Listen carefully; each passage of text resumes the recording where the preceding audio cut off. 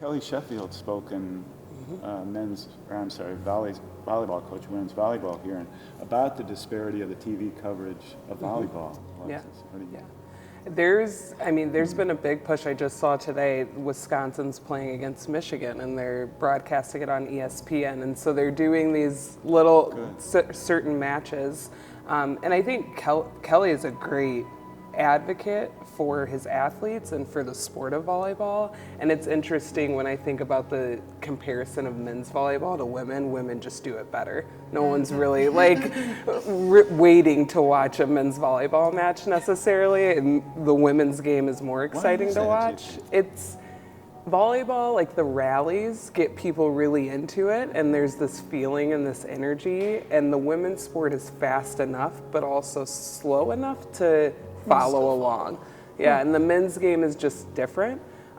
It's played a different way, and it's not, to me, it's not as engaging from a fan perspective, or even when you're playing it. It's just too quick hitting. So I really appreciated that, and they've definitely done more to cover it.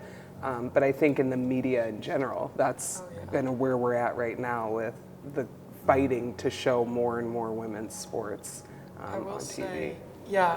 Trying to find a women's volleyball game, a women's basketball game, or the ice hockey games on TV, it's almost impossible.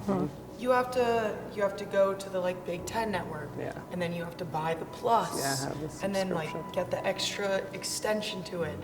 Whereas I can flick on the TV, click Big Ten network, and I have the men's basketball game on immediately. And that didn't become like a realization to me until getting into college and trying to watch like these different sports and of these athletes that I've now become friends with, and I like can't find their games. Can I ask you to tell that story from 1979? You were the coach at the time. Well, but this is 7 years after Title IX. You have to realize that you know, when I started rowing in the club, we had a boathouse that was built for, I think it was 75 men.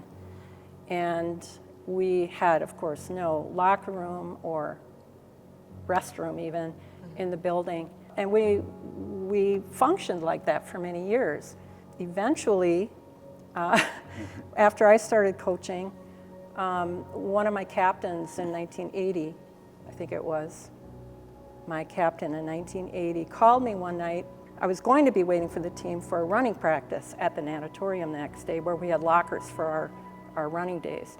And she said to me, she called me at home, she said, Ela, we're going to be there for practice tomorrow, but we're all going to be late. The entire team is going to be late. Don't worry, we're fine.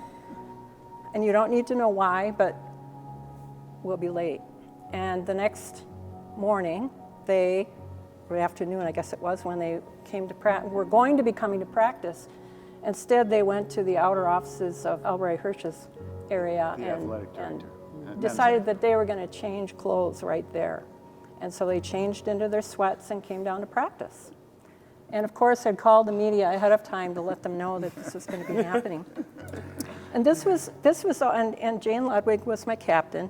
She admitted too, I think in your book, that we had totally fashioned this after what the Yale women had done several years before. It was unfortunate that it required that kind of action. But it did the job, and within a few weeks we had the basement of a dormitory refitted to be a locker room for a while. Didn't solve the problem, all of the problems, but it gave us one of those steps toward where we are today. Started the change. Yep. Yeah.